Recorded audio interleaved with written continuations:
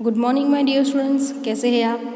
आज मैं स्टैंडर्ड 8 में चैप्टर नंबर 1 सैम 1 का तेरी है ज़मी, जिसका साहित्य प्रकार है प्रार्थना गीत। तो इस कविता को सबसे पहले हम समझते हैं कि यहाँ पर ईश्वर जो है, यहाँ सारी धरती तुम्हारी है और यहाँ आकाश भी तुम्हारा है। तुम बड़े दयालु हो, हमारे अपराधों के लिए तुम हमें क्षमा करना। तुम सबके हो और सब तुम्हारे हैं। हे ईश्वर, तुम हमें क्षमा करना। यहाँ पर जब हम पर संकट आता है या हम संकट में फंस जाते हैं और उससे छूटने का कोई उपाय नहीं सोचता, तब हमें ईश्वर की याद आती है। वह सर्वशक्तिमान और दयालु है। वह हमें मुसीबत से अवश्य छुटकारा दिला सकता है। तेरी है ज़मी, इस प्रार्थना में ईश्वर के प्रति ऐसा ही विश्वास प्रकट हुआ है कि हे दुनिया के मालिक, तुम्हारी इच्छा से ही इस दुनिया में हमारा जन्म हुआ है। तुम्हारी कृपा से ही हमें यह शरीर और प्राण मिले हैं। तुम हम पर अपनी कृपा दृष्टि रखना। हम किस हालत में हैं, इसकी हमेशा तुम खबर रखना। कि हे ईश्वर, तुम चाहो तो हमें जीवित रखो, तुम चाहो तो हमें मार डालो। आज हम सब तुम्हारे आगे सिर झुकाकर खड़े हैं। हम तुम्हारी शरण में हैं। हे सर्वशक्तिमान, तू चाहे तो हम पर आई हर आफत दूर हो सकती है। तुम चाहो तो हम पर आई हर आफत दूर हो सकती है। तो एक एक वाक्य में जो क्वेश्चन आंसर्स है उसे हम समझते हैं। फर्स्ट, कवि ईश्वर से क्या बख्शने के लिए कहते हैं?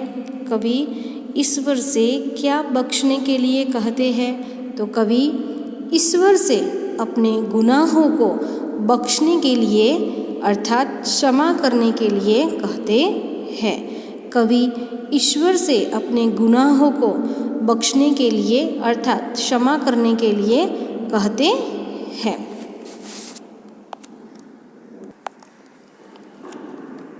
दूसरा, हम दुनिया में किसकी इच्छा से आए हैं? हम दुनिया में किसकी इच्छा से आए हैं? तो हम दुनिया में ईश्वर की इच्छा से आए हैं। हम दुनिया में ईश्वर की इच्छा से आए हैं। थर्ड, ईश्वर से हमें क्या क्या मिला है?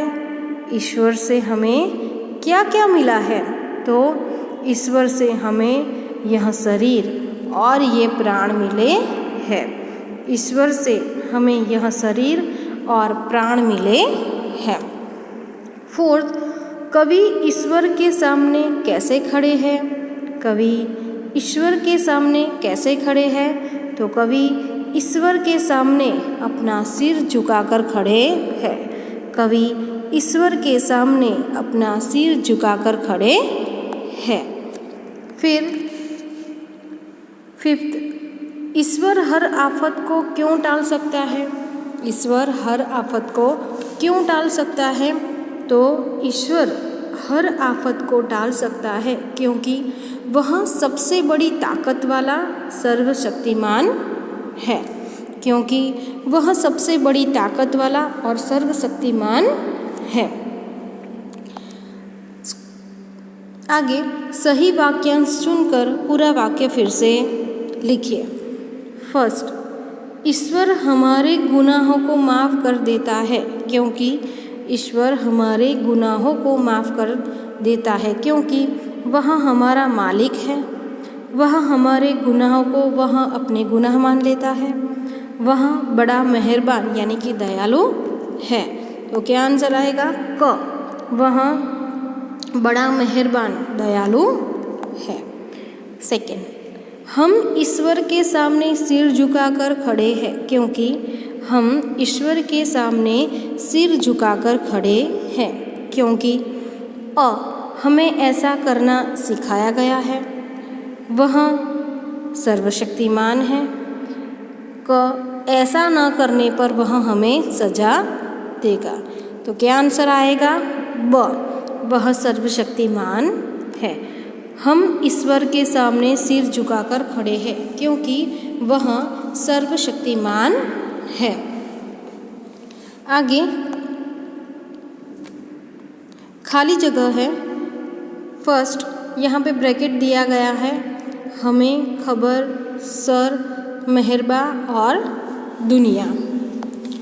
फर्स्ट, तू है बड़ा, खाली जगह, तू बख्शिश कर।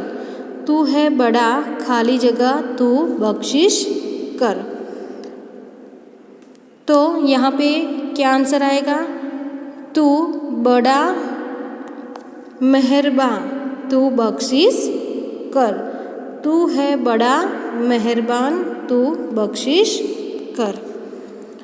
हम तेरी मर्जी से इस खाली जगह में आए हैं। हम तेरी मर्जी से इस खाली जगह में आए हैं। तो क्या आंसर आएगा? हम तेरी मर्जी से इस दुनिया में आए हैं। हम तेरी मर्जी से इस दुनिया में आए हैं। हम किस हाल में हैं, ये खाली जगह रखना। हम किस हाल में हैं, ये खाली जगह रखना। तो हम किस हाल में हैं, ये खबर रखना। हम किस हाल में हैं, ये खबर रखना।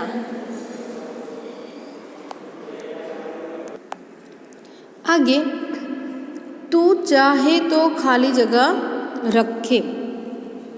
तू चाहे तो खाली जगह रखे। तो क्या आंसर आएगा? तू चाहे तो हमें रखे। आगे, तेरे आगे झुका के खाली जगह हम खड़े हैं। तेरे आगे झुका के खाली जगह हम खड़े हैं। तो क्या आंसर आएगा? तेरे आगे झुका के सर हम खड़े हैं। तेरे आगे झुका के सर हम खड़े हैं। आगे MCQ है। हम दुनिया में खाली जगह की मर्जी से आए हैं। हम दुनिया में खाली जगह की मर्जी से आए हैं। A माता, B पिता, C परिवार और D खुदा।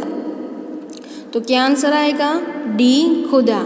हम दुनिया में खुदा की मर्जी से आए हैं। नेक्स्ट, हमें खुदा की खाली जगह से शरीर और प्राण मिले हैं। हमें खुदा की खाली जगह से शरीर और प्राण मिले हैं। तो क्या आंसर आएगा?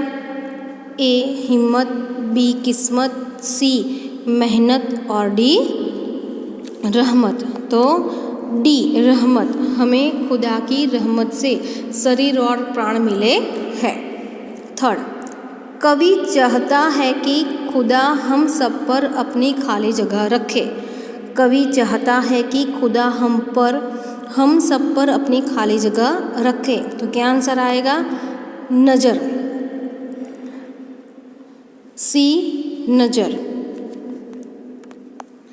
फोर्थ, खुदा चाहे तो हर खाली जगह को टाल सकता है। खुदा चाहे तो हर खाली जगह को टाल सकता है। A किस्मत, B आफत, C मन्नत और D दावत। A किस्मत, B आफत, C मन्नत और D दावत। तो क्या आंसर आएगा? आफत। खुदा चाहे तो हर आफत को टाल सकता है। तो यहाँ पर चैप्टर 1 यानी कि सेमेस्टर 1 का चैप्टर 1 तेरी है ज़मीं, जिसका साहित्य स्वरूप साहित्य प्रकार है प्रार्थना गीत। तो यह रिवीज़न आपको अपनी नोटबुक के अंदर लिखना है। और यह जो तेरी है ज़मीं जो प्रार्थना गीत है वो आपको लर्न करनी है और 2 टाइम्स आपको अपनी नोटबुक के अंदर लिखना है। एग्ज़ाम के लिए आपको यह तैयारी भी करनी है। थैंक यू, धन्यवाद।